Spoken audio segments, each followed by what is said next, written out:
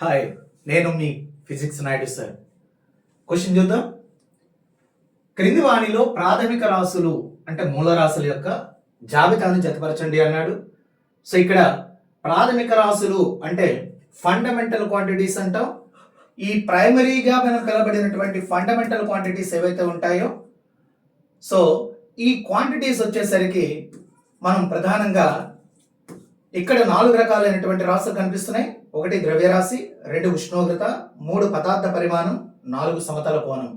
So ద్రవ్యరాశి mass అనేటువంటి పిలవబడేటువంటి ఈ మాస్ని చెప్పేటప్పుడు ఎలా చెప్తామంటే, ఒక వస్తువులో ఉన్నటువంటి పదార్థ పరిమాణం, ఒక వస్తువుకు సంబంధించిన పదార్థ పరిమాణాన్ని ఏమని చెప్తామంటే ద్రవ్యరాశి అని పిలవడం జరుగుతుంది.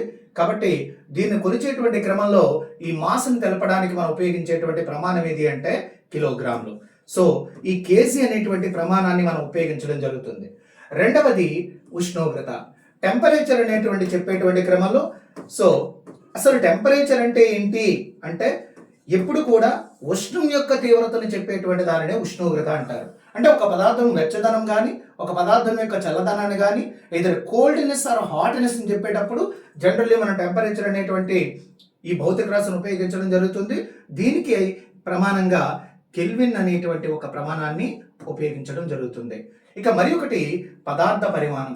సో మ్యాటర్ని చెప్పేటప్పుడు జనరల్లీ ఎటువంటి దాంతో మెజర్ చేస్తారు అంటే మెటీరియల్స్ సంబంధించిన మ్యాటర్ని కొలిచేటప్పుడు మోల్ అనేటువంటి ఒక ప్రమాణాన్ని వాడుతూ ఉంటాం. సో పదార్థ పరిమాణానికి సంబంధించి మోల్ అనే ప్రమాణాన్ని వాడతాం. ఇక మరి ఒకటి వచ్చేసరికి సమతల కోణం. సమతల కోణం అనేటువంటిది ప్లెయిన్ యాంగిల్ అంటాం. సో ప్లెయిన్ యాంగిల్ అనేటువంటి చెప్పేటప్పుడు సో జనరల్లీ ఒక వస్తువు ఒక చోటు నుండి మరొక చోటికి స్థానభ్రంశం జరిగేటప్పుడు ఆ యొక్క ఆర్క్ దగ్గర చేసేటువంటి ఆ కోణమే సమతల కోణం. ఈ సమతల కోణానికి ప్రమాణంగా రేడియన్ అనేటువంటి ఒక ప్రమాణాన్ని వాడుతూ ఉంటాం.